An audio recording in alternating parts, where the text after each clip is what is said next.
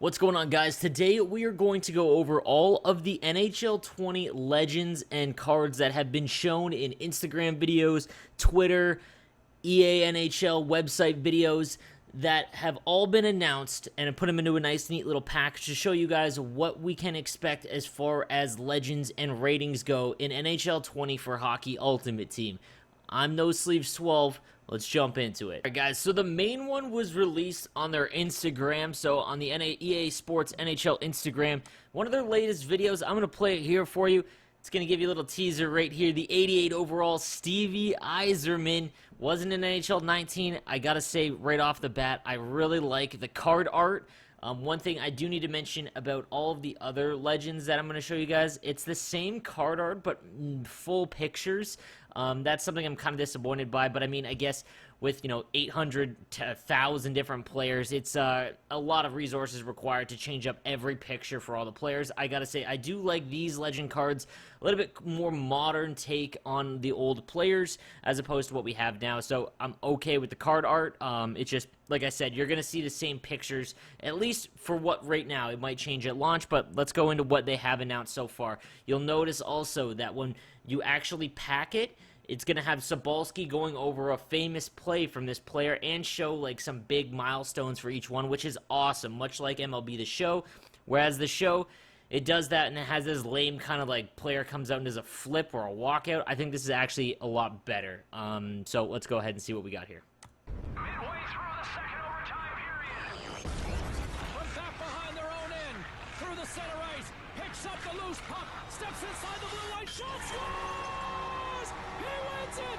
He wins it! In overtime! Steve Yzerman, the captain, delivers to win it! Midway. Moving on to the next one. Again, I think this is really cool. I don't know about you guys, but I'll play the next one as well. He's got a step in all alone of the goaltender. He scores! He went forehand, backhand, tucks it into the open net. Peter Forsberg wins it. So that was an example of the card art being the exact same as what it is right now in NHL 19. It's a little more fuller, again, with the modern look, but again, that's pretty cool. Still putting on the pressure. Along the wall. Here's a wrist shot. Rebound. That goes just wide of the net. Into the corner. They come back up with it. Stepping out in front. Shot, scores! Mike Gardner, second of the game. So Mike Gardner is confirmed. I don't know if it's going to be the same legend or if milestones are going to be a thing, but we do get Mike Gardner again in the game. A little bit lower rating than what he is, so I'm going to assume that it's a pack. Again, I have no idea if milestones are going to be in the game, but obviously he was a 91 with the milestone and 88 shown here. Into the corner. Out in front. That's kept into the line. Back down low. Trying to center. In front. There it is. Up top and he scores! Peter Stastny wins it. Beautiful goal in overtime. So Peter Stastny is back in the game. Again, another example of the full card art with his jersey being shown as opposed to just his face, essentially what we have in NHL 19. I think it's, again, with all these legends, a lot of people are going to be like, oh, it's the same cards over and over again. I mean, these are all the legends, you know what I mean? Like, it's really difficult to add in new legends when, NHL, it's a sport, it's black and white, so, I mean, I'm okay with them being back in the game. I just hope that it isn't the same kind of thing. Like, if there's monthly rewards, I don't want Peter Stastny again. That's the only thing I want to say. If he's packable, or if he's if they kind of work like the gold collectibles did in NHL 19, I'm completely okay with that, as long as they switch it up so it's different players is all for those kind of unlocks. And here is the last one on Instagram. There's another chance, another big save. Scramble in front of the net. Johnson home, he scores! Brian Trottier makes history with number 500. So Brian Trottier is the last released on their Instagram post. Again, guys, I like how obviously the walkout, or the walkout, but the overlay when you pack one, it's gonna like give you this awesome, play-by-play in the background, whether you like Sobolski or not. At least he brings a lot of emotion and hype. So especially if you're streaming it or you're showing one of your buddies, it definitely adds emphasis to packing someone that's really good, as opposed to right now it just kind of blows up and you're like, oh, okay, you realize that it's a legend. This is an awesome change from all the other games in regards to HUT. It's just the player base and the cards that they've shown. They've only gotten Yzerman in this post, where all the other ones are just older cards that we had in 19 with the same kind of card art. So I'm a little let down on that, but again, as long as new legends or they're acquired differently in NHL 20, I'm completely okay with it. Our next batch of players that were released in videos and whatnot is on the open beta EANHL website. We'll play it right here. Now, you just have to look closely and pause a little bit as they're showing other modes. We get a nice little glimpse of a lineup with a bunch of cards, so let's find out here. Alright, so we pause it correctly here. We've got an 81 Matt Barzal, so it looks like the ratings for base cards are still very low, maybe even lower than last year. If you remember last year, or NHL 19, 87 was the highest. That was Connor McDavid at launch. And then we had 86s in Ovechkin and, excuse me, in Carlson. Crosby was also an 87. And then 85 was the majority of the top players, and then it went down from there. So Barzal's a very good player, only an 81. If we look over here, we've got Earl Thompson, who is in the game and still one of the funniest card art pictures ever, and an 84 overall. And then Christian Brandner over here, Christoph Brandner. Let's keep going. And then second line, 80 overall Michael Furlan, but then we've got the 85 Igor Larionov. Guy was an absolute missile at launch. And the one thing here is, I don't know if these are going to upgrade. Like last year, again, if you remember, the gold collectibles, you got the 84 overall, turned him into an 85, then an 88, then a 91. So I'm not sure if it's going to work the same, but we do have the 85 here, and he was an absolute beaut in NHL 19. Then we have got Owen Nolan over here, 82. It looks like this is one of those alumni cards again. Card art's way better than it is this year.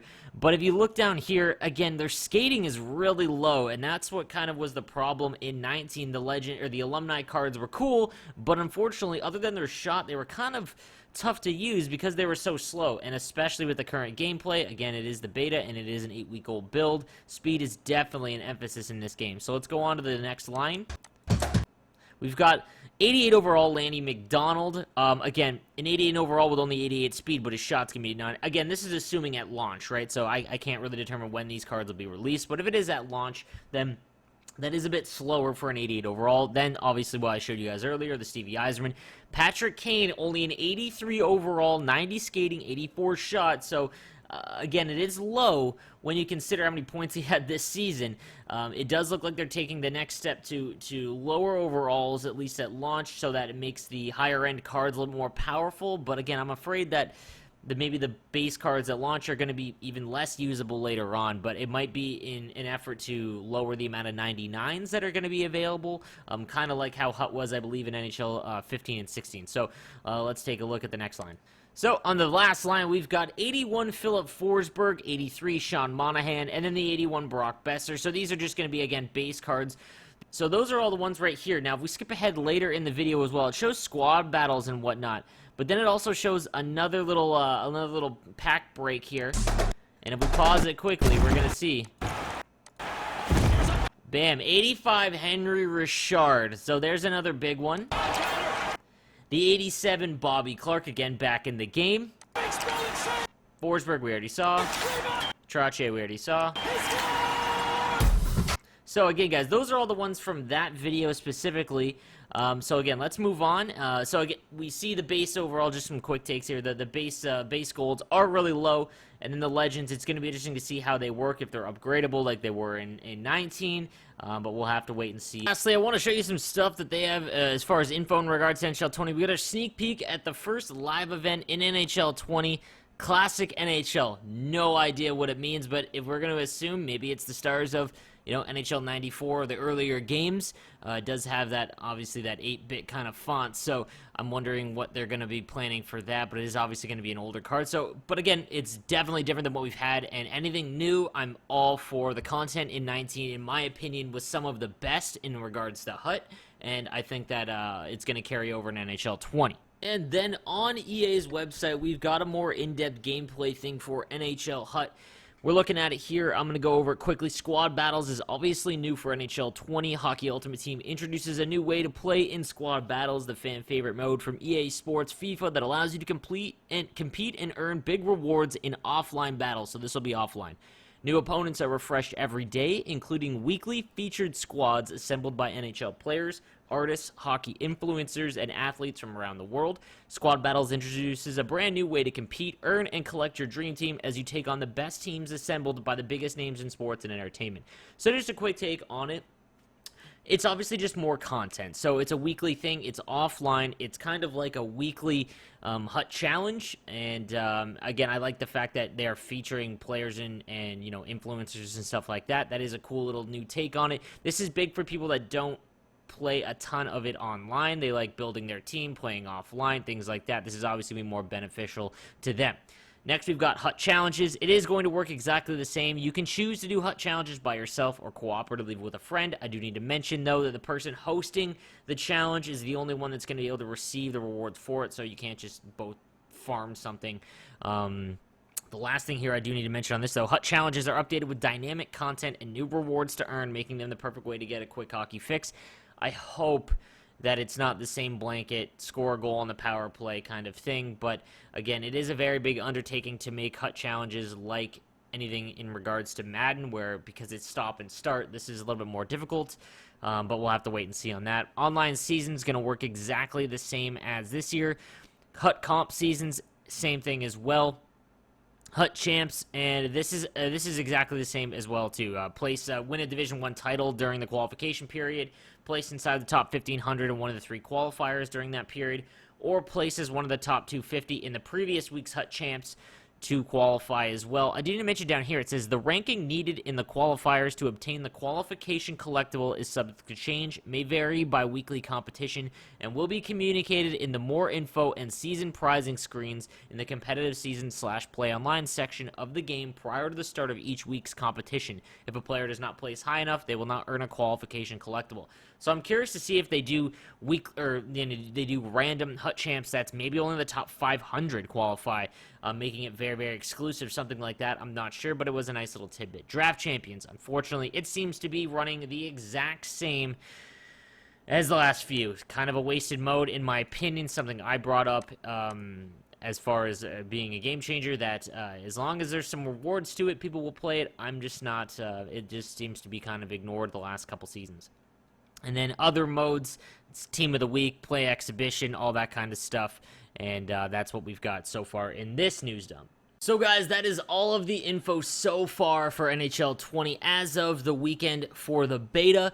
Be sure to subscribe and like the video if you did enjoy the content. I will have videos every single day that there's anything released in regards to NHL 20. Be sure to catch me on stream as well on Twitch, Monday to Friday in the morning starting at 9 a.m. Here's my cat. Thanks for ruining the ending of this video. From 9 a.m. to 12 p.m. at least Eastern Time. Again, link is down below if you want to catch that. No Sleeves 12 on Twitter. Have a good one, guys. I'll see you next time.